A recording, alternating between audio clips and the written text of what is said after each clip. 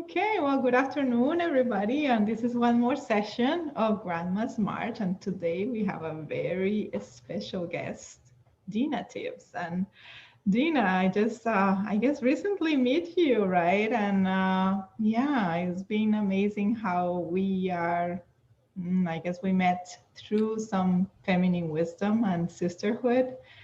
And yeah, these connections is in life that always put us together. And one day we were all talking about some of our projects, and I brought this project. And I guess when I was talking about my project, at the same time you were talking about some ancestral wisdom. And I said, oh, I have to talk to her for some reason. And we got connected, and I invited you. I said, well, you have to share your story. And there is this weaving that we're doing, this feminine wisdom weaving that we're doing in this event. And that's the idea. It is a collective weaving on feminine wisdom. And I just felt you had to be part of this. So I said, well, Dina, I want to invite you. So we're here today. And before I pass it over to you to share your beautiful story and the amazing woman you are, I'm going to do some small introduction about you. And I know you're a soul mentor and a muse. So you can tell us more about that. And a wisdom advisor, owner of aMUSEd Woman Studios, which I love that. And you also guide women who have a desire to know themselves at a deep soul level, to explore, illuminate, and love. So that's so beautiful. And I know you do so much more. Lots of creative practices. You work a lot around feminine wisdom teaching and teach women how to design their lives in harmony. So the idea today is that you share a little bit about your story, your journey, how your grandmothers, your ancestors have influenced the woman, the leader that you are today, especially the work that you do in the world. So welcome, and here Thank we you. are. I'm This is so a nice excited. conversation, and let's see where it goes. Yes, free flow. I'm so excited to be here. And yes, when you spoke about this event, and I think even in one of our gatherings before that, you were talking about the weavers Yes. and weaving with fiber made from seaweed, and of all the things that pinged me about what you spoke about was that because I have knitted with fibers that are made from seaweed, and working with fiber was one of my first sort of creative journeys long before I took up painting. Um, and there's so much magic in that sacred feminine art, and so that's what pinged me, and I'm like, what, and all the weaving, there's a lot. Every culture has a mythology around the weavers, um, of the fates and of life and the fabric of life, and then how we actually bring that into a real grounded embodied practice of weaving or working with fibers and that sort of thing. And so here we are. We are Here we bringing are. it That's how someday. all of the pinging sort of took place. And when I think about the feminine lineage and the generations, and women our age, I'm not a grandmother yet. I consider myself that queen phase, transition Transition, yeah. between the mother. I still have a 15-year-old, but I'm an older mother, and hopefully nowhere near grandmother stage yet because my boy's a little young. But there's that wisdom there. And growing up in the generation that we did, women, my mother, really was part of equal rights movement, civil rights movement, moving into the work world and taking on some of those masculine qualities that we've all talked about, that we had to as women in order to make our way, through the corporate world, and step more away from the mothering, the nurturing, the feminine arts, and all those things that we're seen as as my mother, like, this was the story, as my mother would say, like, barefoot and pregnant. And so there's now, of course, there's this in between where we're honoring both the mothers and then the corporate work, and it's a both and sort of situation.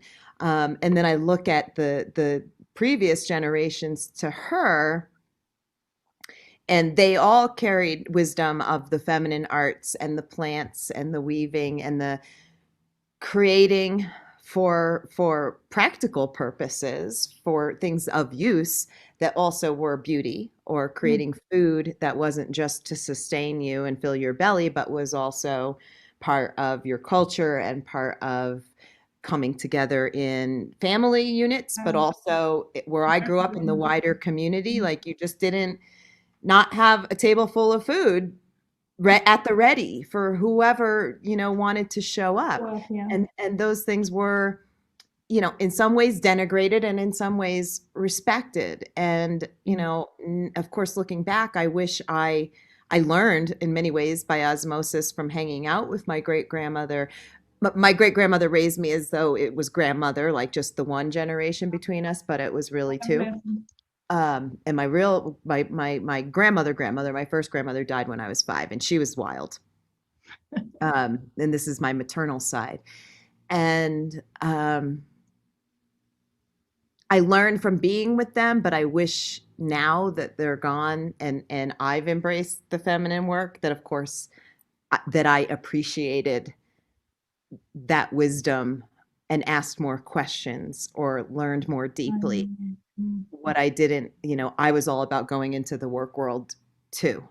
And now looking back, I'm like, oh yeah, she taught me that and that, and I wish I would have asked more. Or probably the biggest regret was not learning to speak Italian while I had the chance as a young. I know. Wow. Yes. So, all of that influence, and at the same time, both my father's mother and my mother's, I'll call them mothers because she really had more than one generation of mothers.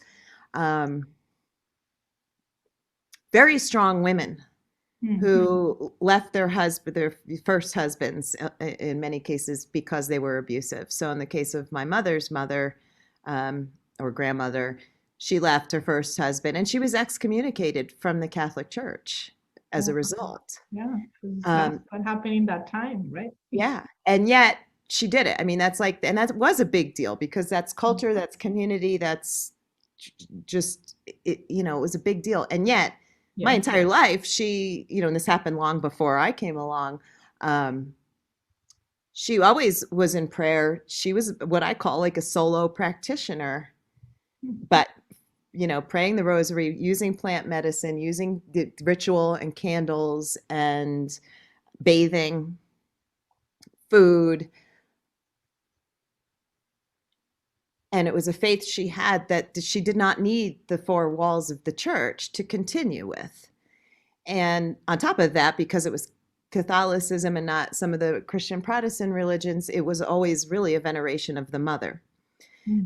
And because of her, she was born in Italy, so much of the folk medicine, the spiritual plant medicine, was really a holdover, of course, from pre-Christian pagan era.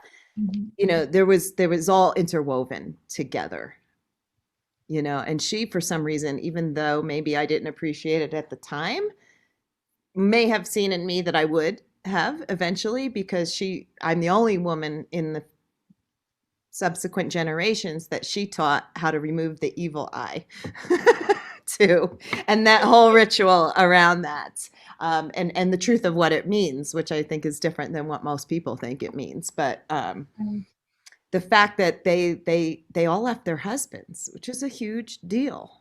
Same thing with my father's mother. I don't have full remembrance of the time frame when she left my grandfather. I was little, like 4-ish. But she left. She took whatever money she had. I don't know how much that was. Put her car on a train and herself and moved herself to Florida and started her own, hair. She was a hairstylist. She was a beautician, as they called them back in those days, and completely, started over all on her own. And, now I'm like, wow, I bow to that. It was a big deal in those days. Wow. So there was a certain amount of bravery to that. And yet they all loved their men, all of them. They had second husbands. My great grandmother had 3, apparently. I think she was widowed, not divorced. But the last one was the one she emigrated to America with, my great grandmother's father. And I think he passed away. There's a Okay. story that I'll probably write some, it'll have to be fiction because I don't know it all, but to support her family after she was widowed, she sold wine door to door. Oh, wow. And I think it was I a love thing. it. So I'm going to do a little bit And of also in annotation. that time, like a woman selling wine door to door could be like, okay, what is she doing? Right? I Yeah, don't know. maybe. I don't know. Maybe I'm I'm going to just do, picturing here things, So they were really brave women. Yeah. Yeah. brave and did what they, of course, what they had to do. Yeah. Of course. So those are just some little stories, about them and their, I think their influence in many ways, and my mother as well. Um, well, a twofold, because then my parents decided not to baptize me because of the hypocrisy around excommunicating and just what went on, and I resented them for that for a long, long time because I grew up in a very Italian Catholic neighborhood, and so was like did not belong, Wow. right? But as an older woman who studies the divine feminine, I'm like, oh, I tell my mother now, I'm Thank like, you. thank you. I don't have any of that dogma to unweave, but I was able to now go back and appreciate where the feminine does show up in those traditions, the mystics, all of those things. And I'm like, oh, her intent was for me to be free to study whatever I wanted to. But as a teenage girl, I had zero appreciation for that until a little bit later in my Yeah, teenage you years. just wanted to feel that you belong in that. Yeah. Yeah. So spiritual flexibility was a gift. And,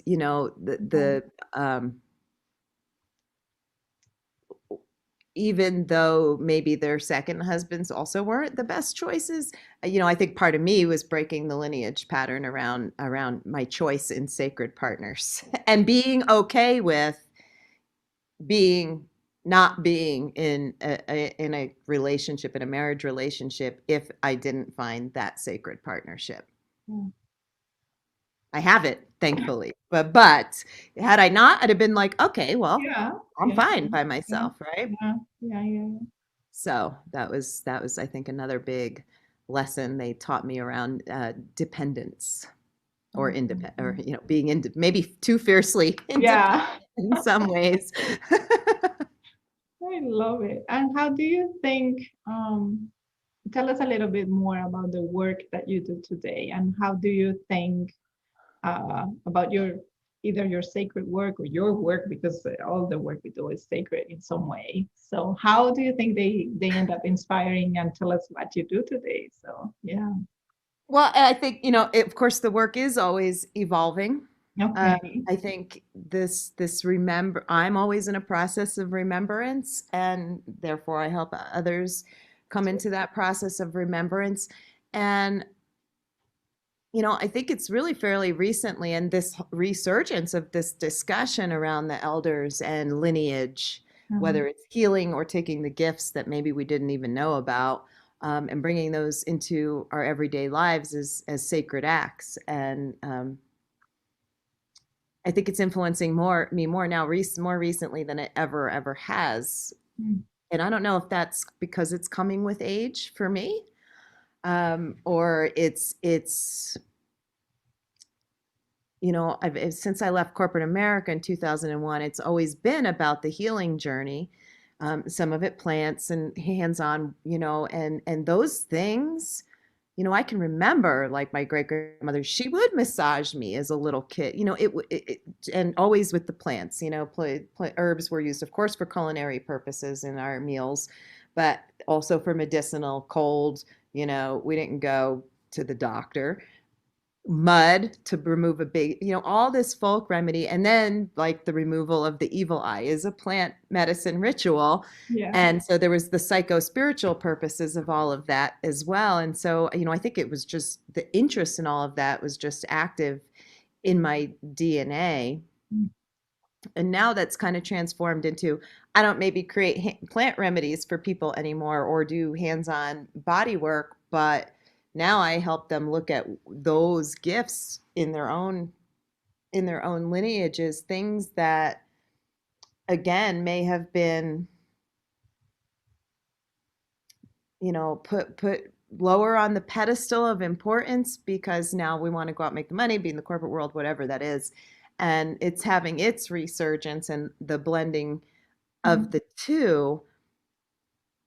And, culturally, those of us with particularly Western European backgrounds, lineages, a lot of that information was hidden or burned, or it wasn't super present in our lives, especially if our mothers were in the generation where it was time to go out and work and let all of that stuff go.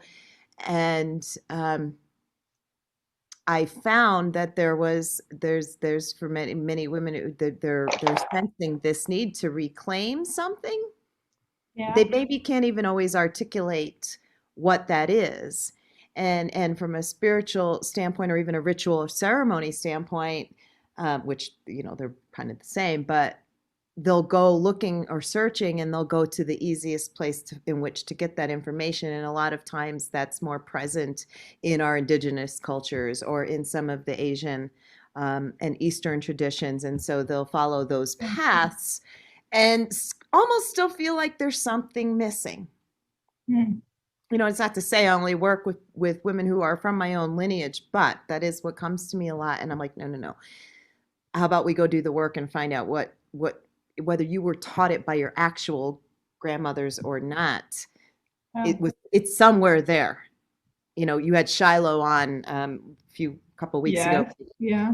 and she talks about this all the time in her teaching. She's one of my teachers as well. And it's like somewhere in your lineage was the creators. Mm. Somewhere. Yes. Yeah. And there's this yearning for it even when we cannot articulate it. Yeah.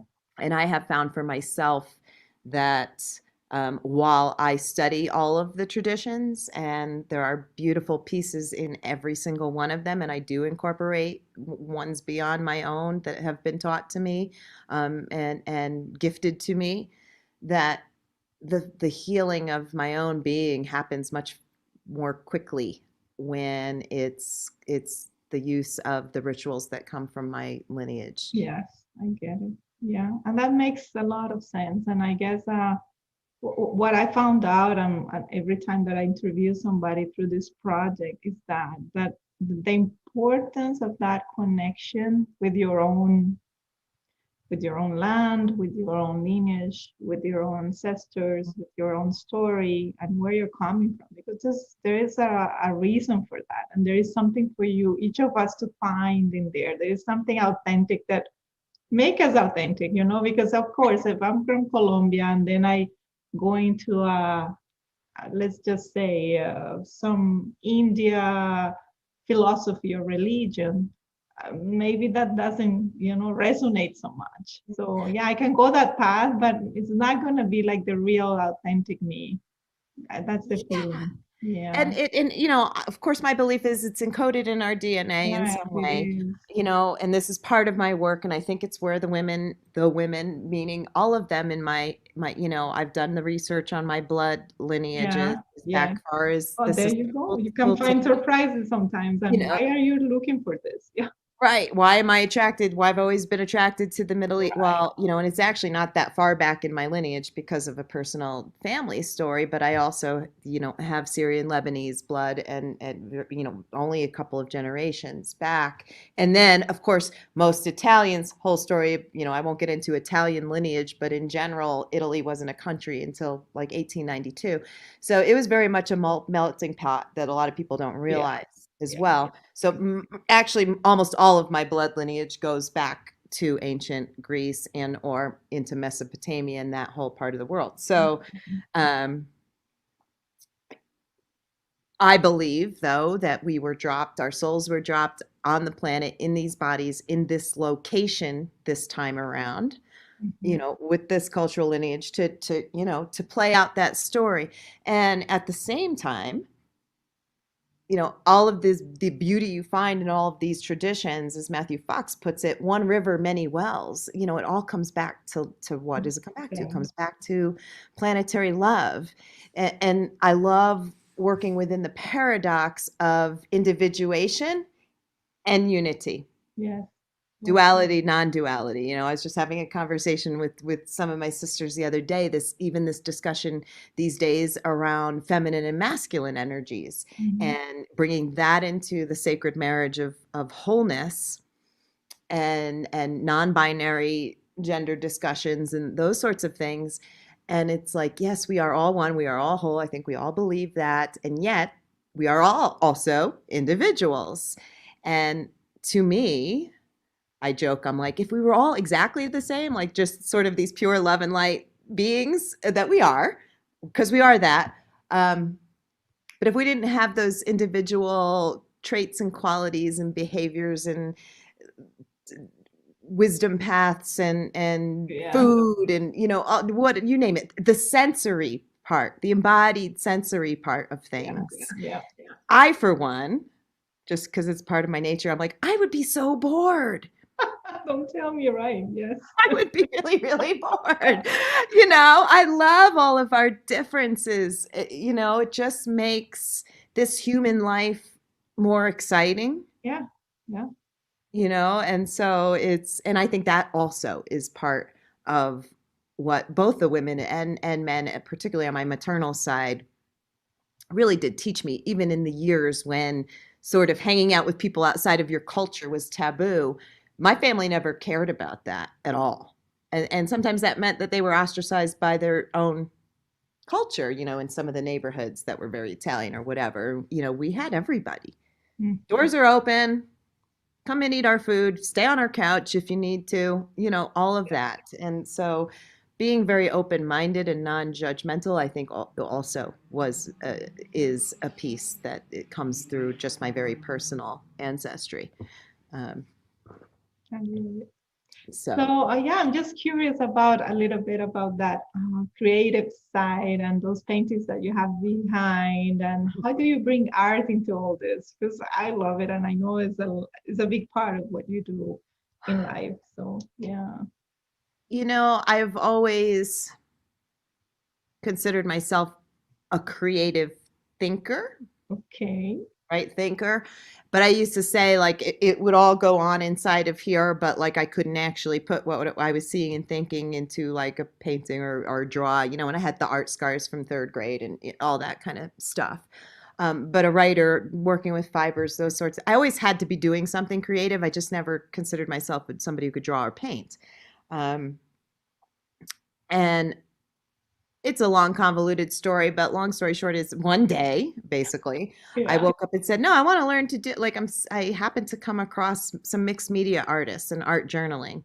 And a Mhm. lot of those teachers at the time kind of came out of the whole sort of scrapbooking world and Okay. moved into mixed media art journaling. And I was like, wow, that stuff's really cool.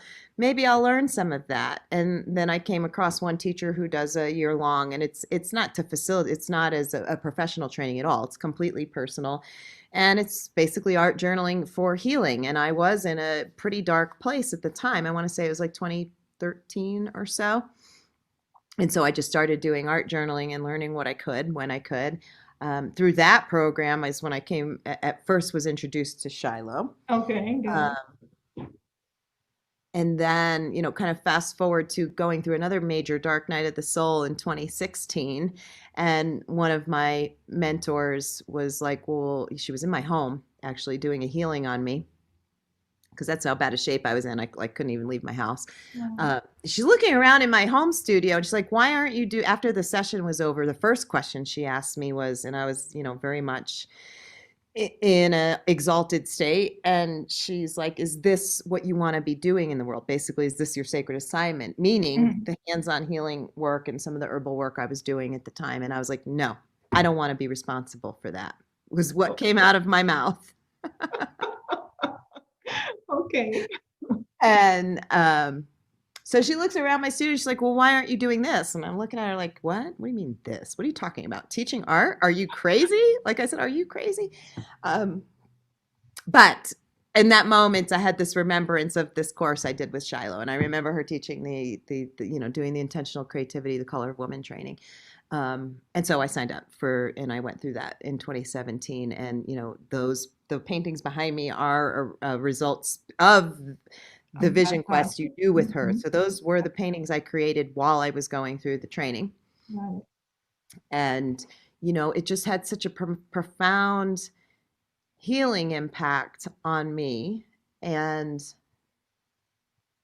because I do have sort of that left right brain thing going on, but I will admit I'll favor the logical mind like many of us do. And believe it or not, doing art and painting is one of the times I actually let go of all perfection. Usually for many people it's just the opposite. The opposite, right? indeed. But for me it's like, no, I'm not on a computer. People say, do you do digital art or did it? And I'm like, no, I spend enough time on the computer. I want to be in the paint. I want to be dirty. I want to play. That's when the child can come out and play, really. And yet I do a lot of shadow work through these paintings as well, and with others. And for me, it's felt like one of the easiest, fastest ways to get out of this space and into this space, along with movement and dance, and certain plants but really this process. And at the end of it, whether you think it's beautiful or not beautiful, whatever your context is around that, you have this tangible evidence of a shift of some kind. And it's got beautiful colors, and it's, even the ugly ones, of course, quote unquote, have a message for you. And so it's my way of doing deep spiritual work while being in pure joy. I love it. I love it. And the good thing is it's not just for you, but I know you're working with women through that, not with other women. So that is amazing, because we women, we need to get, and that's a beautiful way to get in touch with that, with our hearts and all this wisdom through art. It's just like, oh my God, I just love it. It really is. Yes. I mean, it's just anything, to me, anything that really engages the senses. Right. Yeah. The five senses to activate the sixth one and beyond. And I believe that's why the creator gave us these senses, as a way for us to make sense of the world around us and to find beauty in it. Yes, I love it. Pleasure. Yes, it's all about pleasure. And I have seen through this project, the first time I started going deeper into my grandmother's, the first thing I realized how the senses were so important to get in touch and connected to this wisdom, because it was around smells and memories and pictures and art and all this. And every time when I started doing the interviews, because the interviews were very focused on the memories and sensorial memories, and it was amazing how you discover a whole world that you forget about it. But then it's like it's your inner child, that divine child is there connected to that. And then it's kind of, let's rescue that, because you're saying it. It's the way to remember the pleasure. Yeah, that would, both we just got disconnected. Happy and sad memories too, but smell for sure. Yes, because I did work in the aromatherapy realms there for a while, and it's like that particular sense is the one that goes like straight to the memory center of the brain without going through other neural pathways in order to receive that sensory information and make sense of it. And so it's like, I cooked the sauce, I cooked the gravy, the meatballs and all of that. It's like, whoo, I'm right there in my grandmother's kitchen. And, and grandfather, because the men cooked just as much in my family. They were amazing cooks and gardeners. And so, we're so far removed from it now, and these, they've all passed. I'm in a place that's not as culturally connected to that particular lineage. and I've got my husband who grew up in a much different way, and so here's my son in all of it, and I'm like, you're not going to lose connection to the, or you never had it necessarily, you didn't know those generations, Yeah. but you're going to help me cook this stuff. Those smells are going to remind you of my house. Yes. you Yeah. know, Who you all are. that kind of thing, Yeah. even if you're just eating to fill your belly and go hike on the mountain, which is pretty much what my guys do, but it's like there's still, and for me, that might be one of my intuitive gifts is smell. I will smell my grandfather's cologne when I know he's with me. Mm. Oh, wow. I love that. Mm. That So, is very special. Yeah. Smells are very special. I do remember a lot. So even in the recent website that I created when I was just like, okay, I need to put something about my grandmothers, I was remembering the smell at their houses. And it's just like, I wish I could be there. And some from time to time I those smell come to me. Yeah. And I know they are around. So, yeah. yep. Yeah, I know. It's Mm. so that's, and my grandma, no, none of the women in my family painted or drew. Mm. Wow. Um, Okay. Really no one. I'm kind of the pioneer in the family when it comes to that. But they were all dancers. Okay. Um, and my great grandmother taught me. She was a fiber artist and a seamstress, but Oh I think she yeah. let that go because coming Fiber to weaving. America, she uh she only went to school until she was in eighth grade, and then she worked in the silk mills in New Mm-hmm. Jersey till she got married. So she wasn't one for sewing for pleasure by the time I came along, but she did crochet and taught me how to do that, and and I was both left and right-handed, so I had to teach myself to knit, and then just had this love, and I don't sew.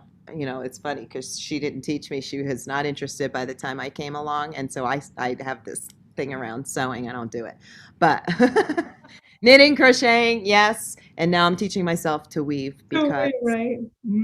I love it. Well, same that's thing. one thing that I wanna. We'll talk about this, but yeah, that's one thing that I wanna go into. Yeah, weaving or even embroider. One of my grandmas, she used to embroider so beautifully. Like, yeah, she was just passionate. Her name was Rose, and everything was roses.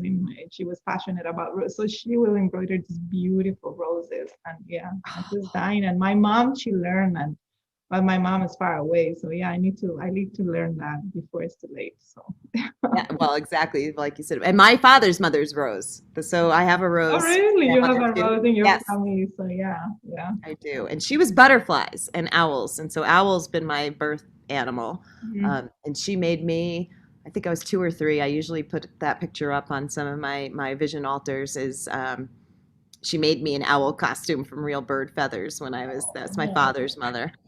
Um, and then she had a thing for butterflies everywhere, and she moved to Florida in the 70s, so she had the white Christmas tree, which was unheard of in New Jersey where I came from. White Christmas tree, really? And then like all these butterflies all over it butterfly. for ornaments, and glass butterflies all over her house, and just Wow. so that was Yeah. Rose. And Magical. she was of the mindset. She was one of those women of you never ask a woman her age. So I really don't know for sure how old That's she awesome. My was, or family is the same. Yeah, my mother, my grandma never knew their ages. Yeah, they never and say they were it. timeless in some ways, right? So, and Yeah. actually, it's. I know a woman who, I've done my genealogy, but I know a woman who really does the sort of as a consult more of the research to go just looking at specific stories. Yes. And so most recently, after talking with her and talking with you, it's been Rose that's been coming to me quite a bit, my father's mother, Okay. because I had such a close relationship with my mother's family, and I was pretty close to her, but we lost touch.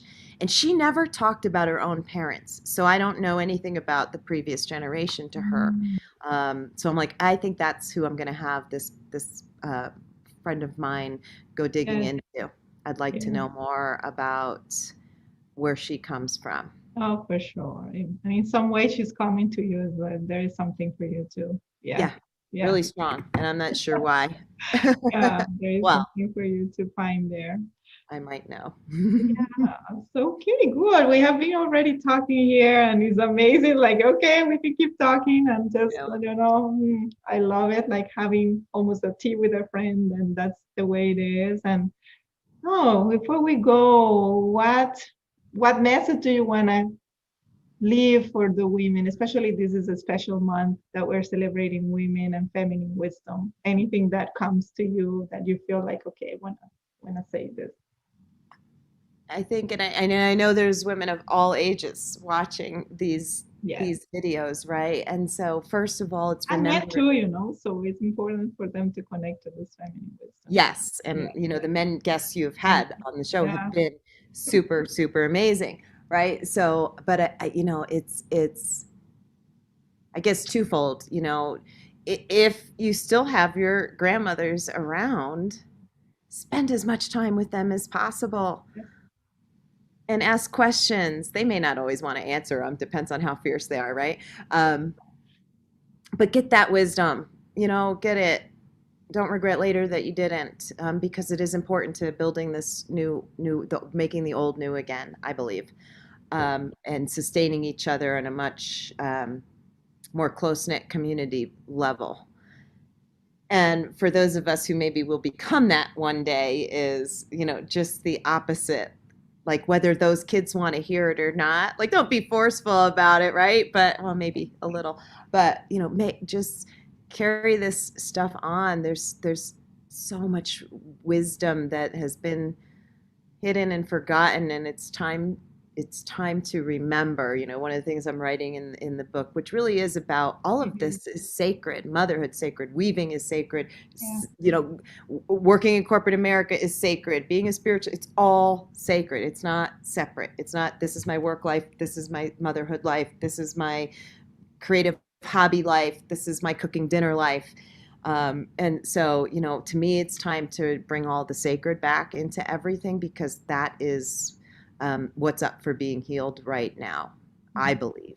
Yeah. We had a tragedy here in Colorado yesterday, and all I, besides deep compassion and sadness, uh, really all I could think about was there's just the reverence of life and sacredness Mm. has gone missing to a certain degree. Yeah. And I think it's through this honoring of the elder wisdom, regardless of whether it's your own blood lineage, or we also, some of us have had tumultuous relationships, with our own blood lineage, but finding those nuggets wherever they may be. And that may be through a soul grandmother and not necessarily your blood grandmother, Mhm. Mhm. right? Yeah. But we can't, I just believe so strongly, we can't let this wisdom die, Mm. Yes. because Yeah. we're going to need it one day, like more than we need it now. Yeah, yeah, and we need it now, and we will We keep do, needing but it. Oh yes, and yeah, we need to connect again to that, to that humanity inside of us. That's yeah, because we and we get love. so disconnected, and then we don't value human lives, and we don't value what we have, and we don't value food, and we don't value, everything is we take it for granted. We don't Mhm. value Mother Earth, and goes on and on. Yeah, Right, right. yeah. So that's Mm, I'll say the grandparent wisdom will, it will heal this world yes. if we allow it, if we surrender to it, if we treat it as sacred and not something useless and from the past that doesn't serve us, because it does. It is true. Oh, Dina, this has been so delightful. I love it. And oh, it's so good and relaxing. And I love talking to you. And if people out there want to reach out to work with you, to know more about your work, where can they find you? So we need to Well, spread your work. That is important too. of course. Well, and I'm sure we'll put the links in so people Yes, we don't have to will. remember. But usually the easiest way is just, straight up through my website, Okay. amusedwomenstudios.com.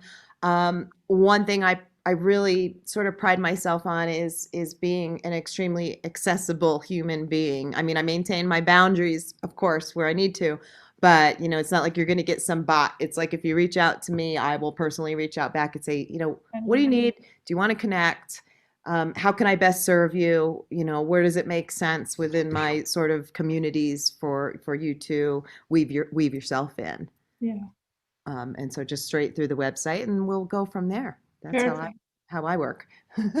We will post it, and yeah, everybody knows a little bit more about Dina, and I'm really happy that I can be spreading out the amazing work that you're doing. And yeah, I appreciate that, and I honor you, and I'm so mm, happy we met. Big shout out to Arilo for I introducing know. Yeah, thank you. us. Because that's her gift is Thank putting you, people Christina. together. She's out there. She put us all together, and that's amazing. So, really, thank you for this time, for sharing all your experiences and beautiful wisdom. And it's been a pleasure. So, yeah, for sure, we will be in touch, and you know that. And have a rest of day, a beautiful rest of day.